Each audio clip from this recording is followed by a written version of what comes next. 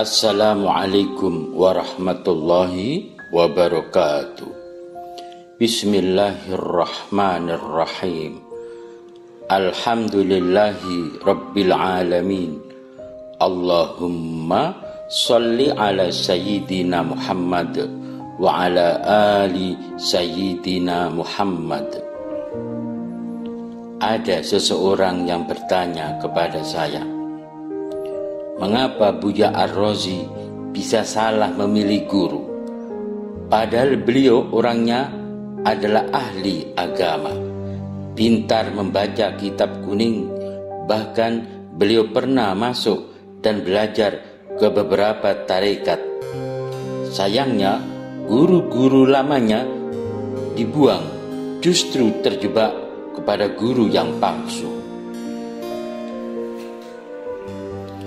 Saya pun menjawab, siapapun orang yang pintar dalam bidang agama dan ahli mengaji kitab kuning, kitab tasawuf, serta ikut banyak tarekat, akan tetapi perjalanan rohaninya tidak tuntas, maka masih muda kena jebakan dan begal rohani.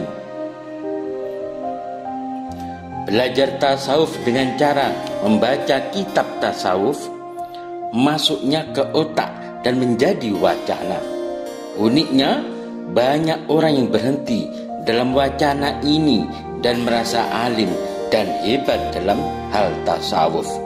Sedangkan laku rohaninya, yaitu tazkiyatun nafs, pembersihan jiwa, tidak melakukan riyadhah dari dasar sampai bisa menundukkan hawa nafsunya, sehingga ilmunya yang dimiliki bukannya menjadi lentera dalam perjalanannya, justru menjadi hijab atau penghalang dalam perjalanan menuju Allah.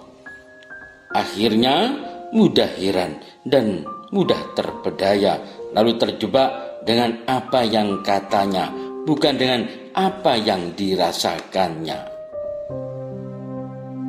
Berbeda dengan orang yang belajar tasawuf lalu dia mengamalkannya dengan laku suluk dan riyadhah, dengan disiplin ketat dan dalam bimbingan guru mursyid. Ia akan mengalami dan merasakan sendiri apa yang ditulis dalam kitab tasawuf tersebut, walaupun tidak sama persis dengan kitab, karena setiap orang mempunyai perjalanan rohani yang tidak sama atau berbeda dengan lainnya. Itulah bedanya tasawuf ilmi dan tasawuf amali.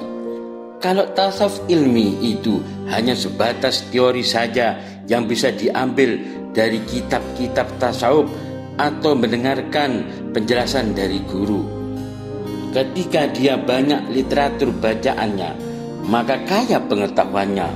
Sedangkan tasawuf amali adalah belajar tasawuf langsung dengan praktek, khususnya dengan cara riyadhah dari tahap dasar sampai akhir sesuai dengan tradisi masing-masing tarekatnya.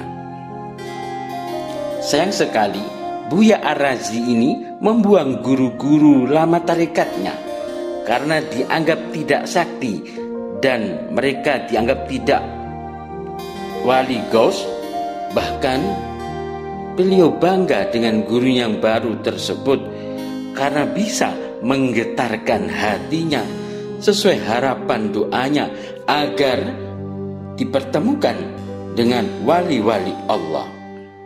Usut punya usut, bukannya pergi ke para mursyid lainnya untuk mensahihkan apakah benar orang yang dianggap wali gaus ini benar-benar wali gaus atau wali palsu. Justru dia merasa bangga dan besar kepala karena guru barunya tersebut guru yang bisa mengetahui nama roh setiap orang. Itu adalah ciri khusus bagi wali gaus, karena wali-wali lainnya tidak bisa mengetahui dan mampu mengetahui nama roh atau ismu roh katanya. Anehnya lagi, ketika guru barunya tersebut mengaku sebagai Imam Mahdi, nalar kritisnya menjadi tumpul. Justru dia menakwilkan semua hadis-hadis tentang turunnya Imam Mahdi diarahkan dan ditujukan kepada sang gurunya. Dan asal ngarang tidak punya dasar yang kuat sekali. Akhirnya jauh dari kajian hadis yang sebenarnya. Yang lebih konyol lagi, ketika murid-muridnya wali ghaus itu diberi gelar dan derajat wali kutub oleh gurunya yang mengklaim dirinya Imam Mahdi, bukannya murid-muridnya ini ngaca diri.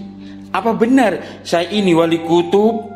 Apa benar guru saya ini adalah wali ghaus dan Imam Mahdi? Bukannya mempertanyakan gelar tersebut, justru mengaminkan dan mabuk kepayang menjadi wali-wali palsu. Apalagi dalam jamaah mereka, gelar wali ini diobral sangat murah. Maklum, gurunya adalah panitia pendaftaran wali palsu. Lalu di manakah hasil kajian kitab-kitab tasawuf selama ini yang dibaca? Kenapa tidak dijadikan rujukan untuk muhasabah diri atau ngaca diri? Apakah benar saya ini adalah wali kutub? Andaikan dahulu ketika masih belajar di tarekat Naksabandiyah, perjalanan rohaninya sampai tuntas, insya Allah tidak akan semudah itu gegabah mencari guru, bahkan membuang para mursyidnya terdahulu. Di dalam tarekat Naksabandiyah itu ada zikir lataif. Ini termasuk pelajaran zikir insya Allah nomor 2. Jika seorang murid mau melakukan riyadhah berulang kali dan sampai lulus zikir lataifnya, maka latifatu nafsi natiqah, yaitu titik di antara dua kening, menjadi terbuka dan aktif, sehingga bisa melihat dimensi gaib dan alam-alam rohani lainnya. Dengan begitu, ia akan bisa melihat aura atau cahaya seseorang. Apakah seseorang itu energinya murni atau tidak? Apakah seseorang itu di belakangnya ada yang mendampinginya atau tidak? Apakah benar seseorang itu memang wali ghaus atau wali ghaus? Karena walaupun seseorang itu bisa dan pandai menutupi penampilannya dengan gaya apapun, akan tetapi tidak bisa menutupi cahaya dirinya. Begitu juga jika latifatul qalbnya sudah terbuka, maka rasa atau sirnya akan aktif. Rasa ini sangat peka dan kuat. Walau tidak bisa melihat seperti mata gaib atau latifatun nafsi natiqah, tetapi getaran sir ini bisa membedakan antara yang benar dan yang salah, antara yang positif dan negatif. Apakah orang tersebut mempunyai khodam jin atau murni? Apakah orang tersebut mempunyai makhluk merah atau tidak yang ada di belakangnya? Dan apakah orang tersebut memang benar wali ghaus atau wali ghaus? Rasa atau sir ini tidak bisa ditipu dan dijebak dalam bungkus yang indah atau dibungkus dalam bentuk yang jelek. Seperti halnya es buah yang segar, kita tidak tahu dari penampilannya apakah manisnya es tersebut karena gula putih murni atau karena pemanis buatan. Baru setelah diminum langsung, lidah sebagai alat perasa akan mengetahui murni tidaknya manisnya es tersebut. Begitu juga sir atau rasa ini tidak bisa tertipu dengan penampilan seseorang. Sebab jika sir atau rasa ini dipancarkan dari dalam hati kita kepada seseorang, ibarat detektor akan terlacak dan terlihat kondisi jiwa dan hati orang tersebut. Dengan sihir, kita mengetahui apakah seseorang itu dikuasai oleh nafsu ammarah atau nafsu mutmainnah. Juga bisa melacak seseorang apakah auranya berupa nur atau nar. Jika memang cahayanya dari nur, maka jasad dan jiwanya menjadi terang dan adem menyenangkan. Akan tetapi, jika cahayanya dari nar, maka walaupun bercahaya, walaupun ganteng atau cantik, tapi masih terasa ada panasnya.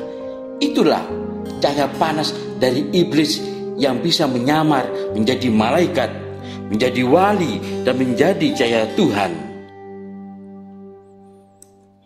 Jadi, andaikan Buya Ar-Razi tersebut dua latifahnya sudah aktif dan terbuka, maka beliau tidak akan salah dalam memilih guru. Guru-guru yang lama, yang soleh dan baik dibuang. Justru guru yang palsu diambilnya. Inilah bencana yang besar bagi pejalan rohani. Semoga kita semua selalu dalam lindungan Allah, dan kita doakan semoga Buya Ar-Razi mendapat cahaya dari Allah sehingga bisa melepas ikatan belenggu yang selama ini menguncinya. Sampai jumpa pada pembahasan lainnya. Wassalamualaikum warahmatullahi wabarakatuh.